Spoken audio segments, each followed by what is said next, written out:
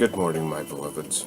Um, this morning, like many of you, I woke up feeling really good, excited, went out and had a cup of coffee on my patio and just kind of watched the morning begin and the morning evolve. And as I sat there, just kind of allowing myself to feel the day, I could feel this pain, this fear, and this anger. And I I knew it wasn't mine. And so I just kind of sat with it for a bit. And then this morning later, I turned on my computer to check my messages from you, my beloveds, and comments and so forth, and just to kind of check in. And I saw the the little messages and reports from concerning the shooting in, I think it was Washington, D.C.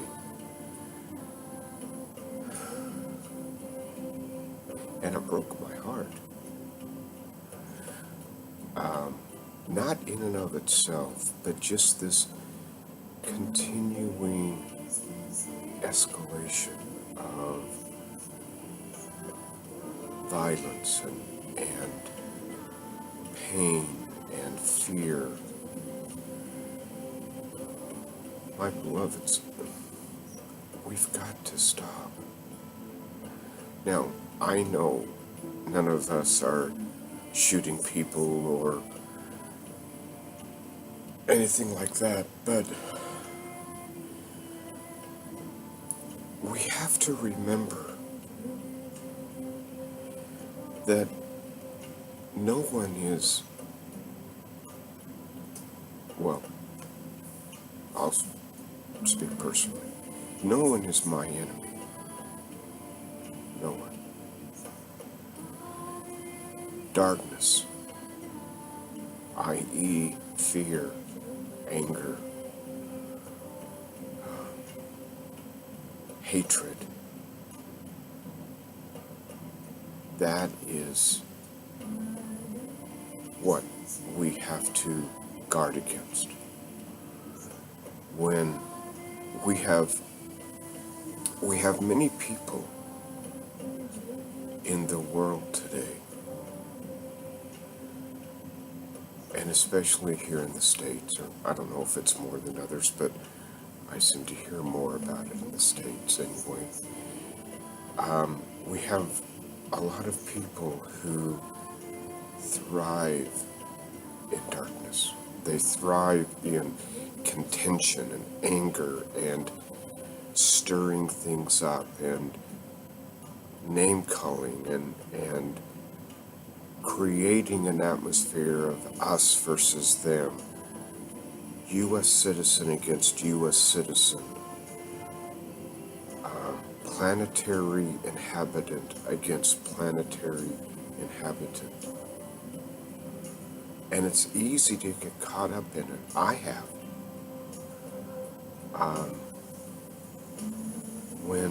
When I see people that I love and care about being maligned or being treated with prejudice or unfairly, it connects, as Eckhart Tolle says, it connects with my pain body, and I feel that anger and that desire to lash back and to have my say.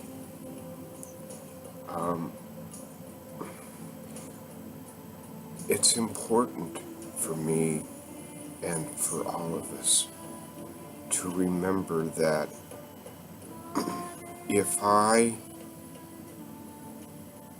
get angry at an anger monger, I'm adding to that darkness of anger. If I hate a hate monger, I'm adding to that darkness, to the energy of hate. And I think sometimes we forget that that's exactly what they want us to do.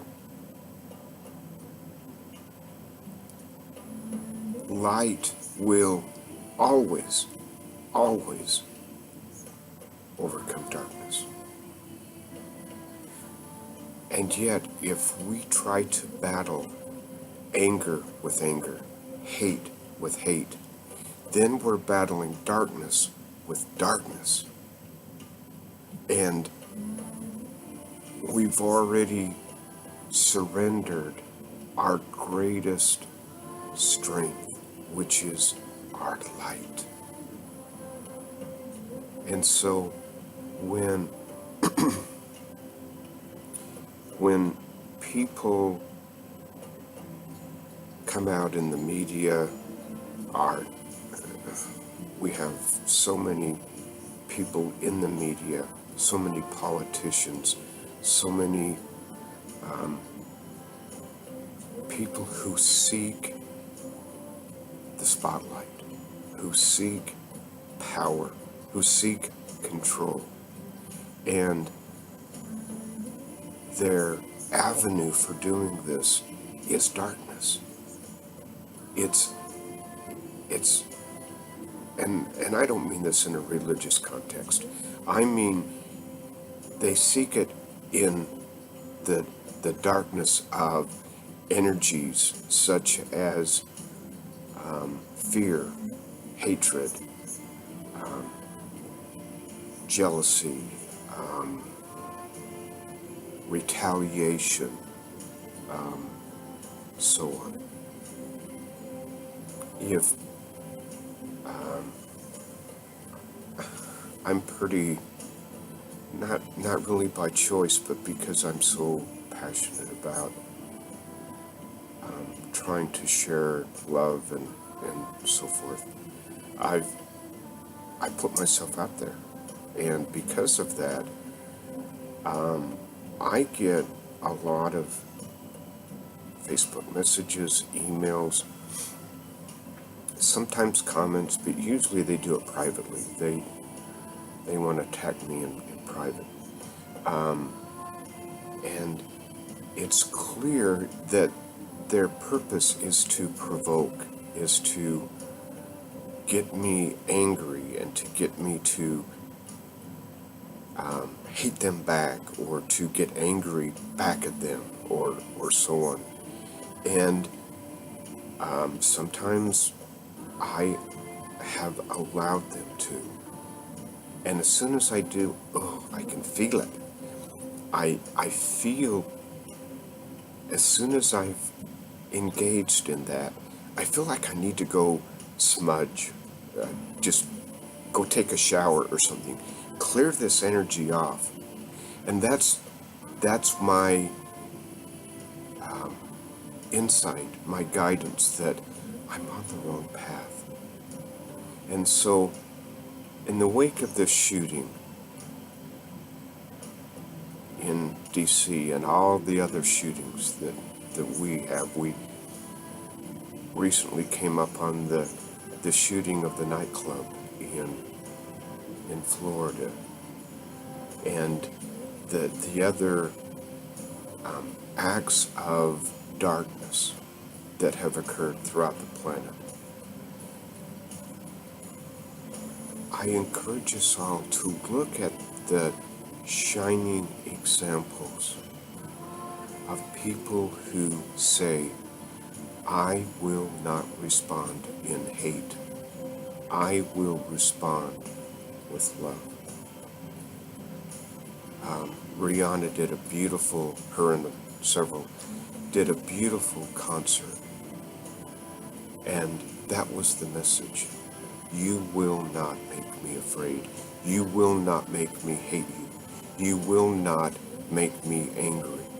I I will raise my light. I will raise my love. And so I pray that all of us, myself included, can remember this, and to more today, more than ever, we need to remember love and to respond with light. If someone attacks us, we, instead of writing them back and saying, "Look, you jerk, let me tell you the reality of this," instead, let us send them light. We don't even have to respond in writing, but just send them light, and then unplug from them. If I got a message from someone named Joe, I would first, I unplug me from Joe, I unplug Joe from me, I plug me into source, I plug Joe into source, and then I send them light. And I'll tell you, afterward, I feel a whole lot better than I do if I sit down and lower myself into their energies of fear and darkness. If we can see people not as good and bad, but as healed and wounded to whatever degrees, because the truth is we're all wounded. And it's helpful to remember that some are just more wounded and some are denying that. And so that's where shadows come up, of projecting their self-loathing and their self-hatred out. You show me someone who was continually name-calling and making fun of people and so on and so forth, and I will show you a very wounded, very frightened, very insecure person. They may seem pompous and arrogant and narcissistic, and they are, but what brings that on is woundedness, insecurity, and fear. And when we attack someone like that, we encourage them to go further into the darkness of hatred, fear, and anger. Instead, we need to continually through the day send out light and love and peace and healing for ourselves, for our loved ones, and then for those who view us as their enemy. I love you. I appreciate you. Let us lift ourselves up. Let us live in light. Namaste.